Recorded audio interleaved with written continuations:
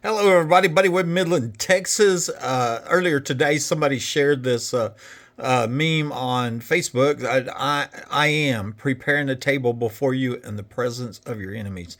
That's a scripture that I'm familiar with, and it was actually on my mind.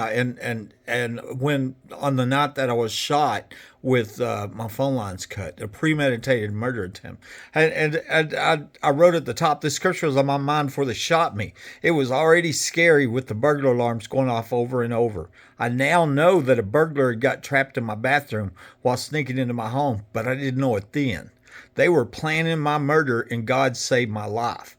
Who would think the Midland Police Department would help them break into a home and murder an innocent Christian homeowner? And I tagged the Midland Police Department because this is a fact-filled post. Here's the scripture, Psalms 23. The Lord's my shepherd, I shall not want. He makes me to lie down in green pasture. He leads me beside the still waters. Okay. He restores my soul. He leads me in the path of righteousness for his name's sake. Yea, though I walk through the valley of the shadow of death, I fear no evil, for you are with me. I like the King James Version, for thou art with me. Your rod and your staff, they comfort me. You prepare a table before me in the presence of my enemies. You anoint my head with oil. My cup runs over. Surely goodness and mercy shall follow me all the days of my life, and I will dwell in the house of the Lord forever. I love that scripture. And that was on my mind, but right before they shot me. Okay. I put some comments here. The nurse documented me telling Rosie Rodriguez, Detective Rosie Rodriguez, the alarms kept going off. I have proof. Just go look. There's proof. Midland Police Department officer April Chandler said she found the proof and lied and said it was checked into evidence, when the truth was the police stole the evidence and that I had told them about in a home invasion and premeditated capital attempted murder. I was literally home and minding my own business. Okay.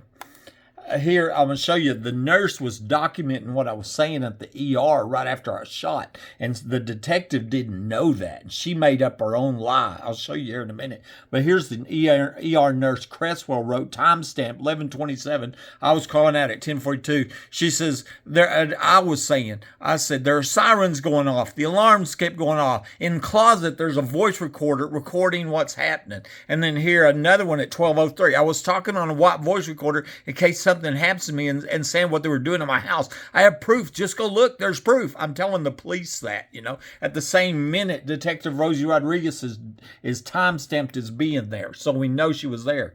Detective Rosie Rodriguez, she just didn't know that, and she was covering up this premeditated murder attempt. And she says, oh yeah, I'll contact a buddy at the ER. He lives here at 3802 Fair Circle. He's locking up at night. Buddy advised he makes sure all the doors, windows are locked up before going to bed, and he knocked over his gun and shot himself. So it didn't say nothing about being under a home invasion, nothing about the alarms kept going off, the voice recorder, nothing. That's what the lie that she made up. A detective, right? A detective who is supposed to stop crimes.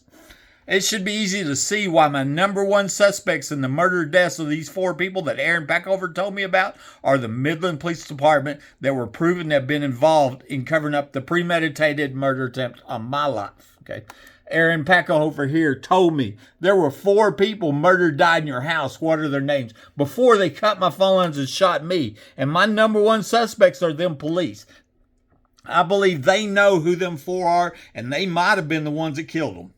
This was the first time in the history of America where a crime victim had to offer a reward to get police identified who were caught on camera in a capital murder attempt, yet no news stories in the whole nation and no arrests. It took 6 years of sheer terror to get them identified and cost me $2,000. I had to pay a private investigator, get police identified, and then what they did was accidentally start the camera and caught themselves. That's what happened, And here they are, Rosie Rodriguez, April Chandler, Tony Dickey, Greg Chatwell, Greg Nelson, Marty Barrett, Chad Simpson, Mike Naylor, Mark Gilliam, Michael Glick, and then a Martin County Sheriff, John Woodward, the first one that showed up right here. He's from a whole nother county.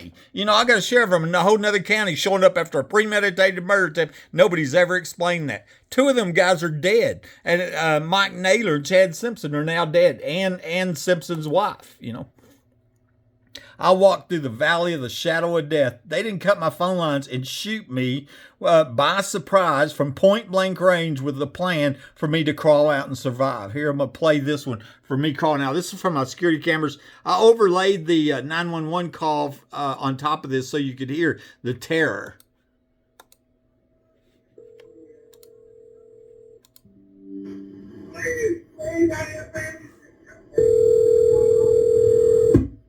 There's a 911.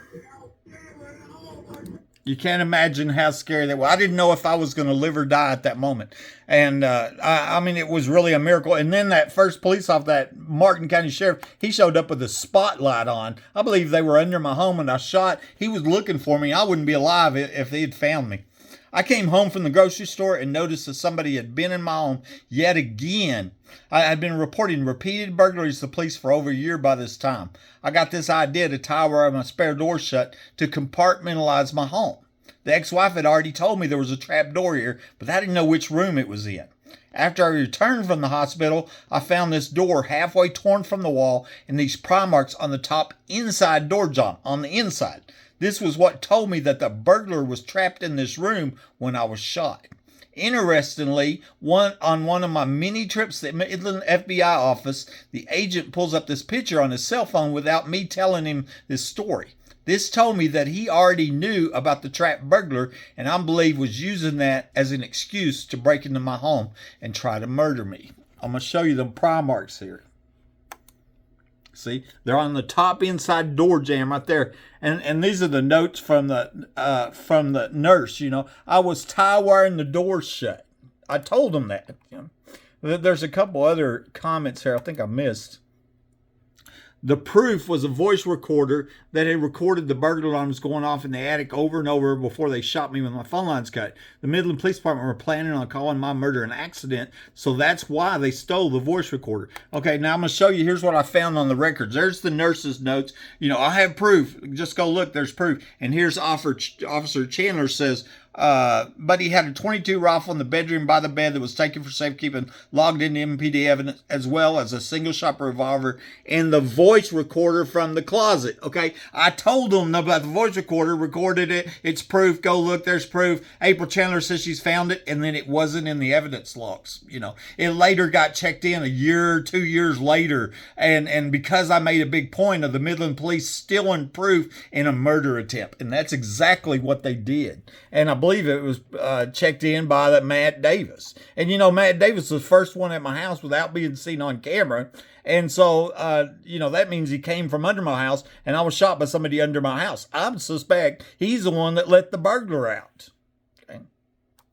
Matt Davis, the first police department officer, time said being in my home and not seen arrive in security cameras after I shot my phone lines, got quit the police department in December 2013, about 22 months later. He later posted on my YouTube channel and bragged about stealing the evidence. I'm not kidding at all. I'm going to show you. This is the YouTube video, Walmart Underground Facility, Matthew Davis. He says, I stole the evidence and nobody will ever find out, buddy. And what was the evidence? It was the voice recorder, recorded the burglar alarms going off before I was shot.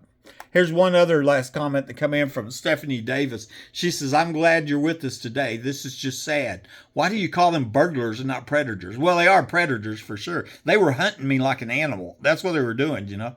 I said, thank you, Stephanie. The reason I call them burglars is because the state of Texas, in the state of Texas, entering a home without permission is called burglary of habitation. Some people try to minimize these crimes and want to call these criminals squatters, but this isn't an abandoned property. It's a private home. You know, I'm living here, and I'm going to show you the Texas Penal Code burglary right here. Person commits offense if, without the effective consent of the owner, enters a habitation or building, then not open to the public with the intent to commit a felony, theft, or assault. And the theft is what they've been stealing from me here is the heating, cooling, electricity. I mean, they're basically living rent-free off me is what they're doing in this house. It's very profitable crime. I was also told about for-profit murders.